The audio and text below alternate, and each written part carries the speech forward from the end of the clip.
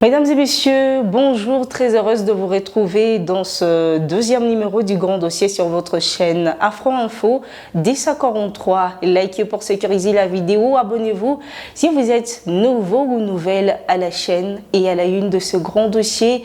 Alors qu'un calme précaire s'observe sur toutes les lignes de front dans les territoires de Massissi et Nyiragongo ce samedi 2 mars 2024, au moins 3 civils ont perdu la vie vendredi lorsqu'au moins 5 bombes de mortier ont été larguées sur la localité de Mubambiro à Saké, c'est dans les territoires de Massissi, dans l'est de la RDC, a indiqué l'armée congolaise. Selon les informations fournies par les forces armées de la République démocratique du Congo, ces attaques auraient été menées par les combattants du groupe rebelle M23 avec le soutien des soldats rwandais.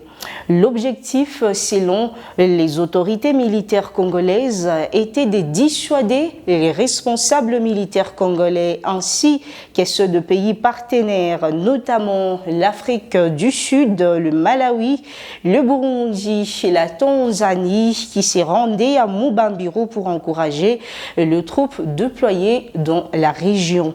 Ces bombes n'ont pas entamé la détermination de forces de pays contributeurs de la mission de stabilisation de l'Organisation des Nations Unies en RDC et du Burundi. Nous sommes arrivés à Mubambiro, a déclaré le général Sylvain Ekenge, porte-parole de forces armées de la RDC, présent sur les lieux. Les hauts responsables militaires sur place ont tenu une réunion stratégique afin d'accélérer les efforts de lutte contre le groupe rebelle M23 et ses alliés.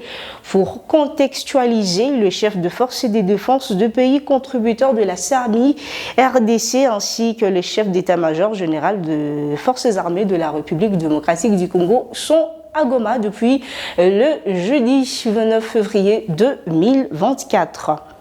Et puis, parlons à présent de 2 membres de la Force de défense nationale sud-africaine qui ont perdu la vie le 29 février dans un incident tragique survenu à l'est de la RDC, a annoncé l'armée sud-africaine dans un communiqué.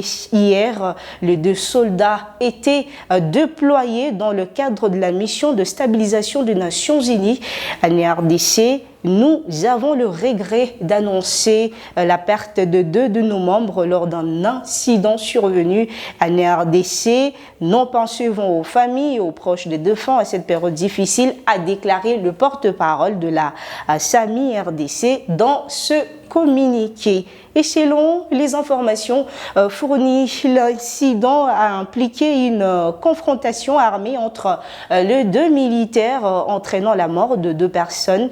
La ministre de la Défense et des anciens combattants, Tanzi Modizé, a exprimé sa profonde tristesse face à cet événement. Une enquête a été ouverte par la commission de la SAMI RDC en collaboration avec le commandant de la MONUSCO pour déterminer les circonstances exactes de l'incident. Notez bien que les dépouilles de membres décédés seront répatriés en Afrique du Sud dans les prochains jours et toutes les familles concernées ont été informées. La SAMI RDC n'a pas fourni les détails supplémentaires sur l'identité de membres décédés ni sur les raisons dernières de l'incident. Toujours dans ce deuxième numéro du Grand Dossier sur Afro Info, dès 43, le chef de l'État Félix-Antoine Tshisekedi est arrivé en Turquie où se déroule la 3e édition du forum diplomatique d'Antalya, organisé à l'initiative du ministère des Affaires étrangères de la République de Turquie sous le auspice du président turc Recep Tayyip Erdogan. Ces assises furent une plateforme des dialogues de haut niveau de personnalités éminentes du domaine de la diplomatie et vont échanger sur un large éventail de sujets transversaux avec les enjeux mondiaux, économiques, technologiques, culturels. Cette année, les discussions porteront sur le thème « Faire progresser la diplomatie en période de trouble ». Il s'agit de réfléchir sur le voie de sortie pacifique de la période de turbulence qui traverse le monde, guerre, terrorisme, migration irrégulière, xénophobie et islamophobie, changement climatique, catastrophes naturelles et pandémies. Parmi les participants figuraient le chef de l'État, du gouvernement, des ministres, des diplomates, des chefs d'entreprise, des universitaires, de groupes de réflexion, des leaders d'opinion, des représentants de la jeunesse et des médias. En marge de ce forum, le président Tshisekedi a eu des rencontres bilatérales et a accordé quelques audiences sous l'impulsion du chef de l'État de la RDC et de la Turquie, avec des relations économiques fructueuses, notamment au niveau des échanges commerciaux entre les deux pays et dans des projets de développement dans la construction des infrastructures. Et toujours dans ce numéro du grand dossier, parlons du ministre, vice-premier ministre, ministre de la Défense Jean-Pierre Bemba, président du mouvement de libération du Congo, et Guy Luando, fondateur de l'Agissons pour la République, ont récemment initié une tournée régionale d'importance capitale dans la vaste province de l'Équateur en RDC. L'objectif principal de cette visite de haut niveau était d'évaluer de manière approfondie la situation politique actuelle dans la région.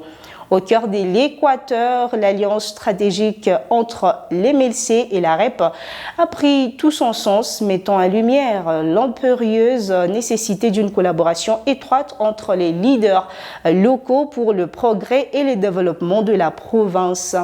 La tournée amorcée à Djemena, dans le sud du Bangui, et poursuivie avec dynamisme à Mbandaka, a permis aux éminents représentants du MLC et de la REP d'échanger de manière constructive avec les élus provinciaux. Ils ont œuvré à tirer parti de leurs connaissances approfondies des réalités locales tout en articulant une vision partagée pour surmonter le défi à venir. Il est à souligner que Guy Luando était accompagné du secrétaire général d'AREP, M.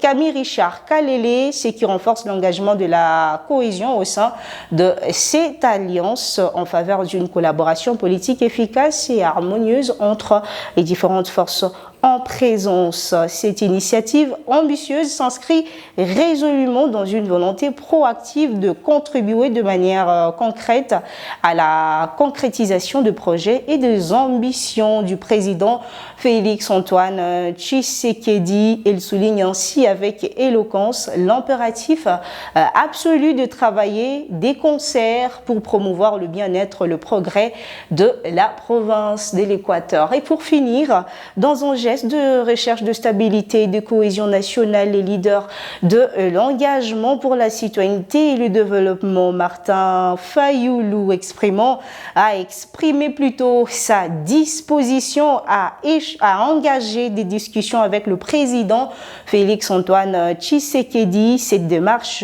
vise à favoriser la stabilité politique et sociale en RDC. Martin Fayoulou, figure importante de l'opposition congolaise, souligne l'importance de mettre de côté les divergences politiques au profit de l'intérêt supérieur de la nation. Sa volonté des dialogues avec le chef de l'État témoigne d'une démarche constructive visant à trouver des solutions aux défis auxquels le pays fait face. Cette ouverture au dialogue entre Martin Fayoulou et le président Félix Antoine Tshisekedi pourrait potentiellement contribuer à renforcer la cohésion nationale et à promouvoir la stabilité politique en République démocratique du Congo. Et c'est par ici que nous mettons un terme à ces numéros du grand dossier sur votre chaîne Afro Info. Likez pour sécuriser la vidéo, abonnez-vous si vous êtes nouveau ou nouvelle à la chaîne et surtout, n'oubliez pas de la partager un maximum de personnes. D'ici là, portez-vous bien, on se retrouve très prochainement.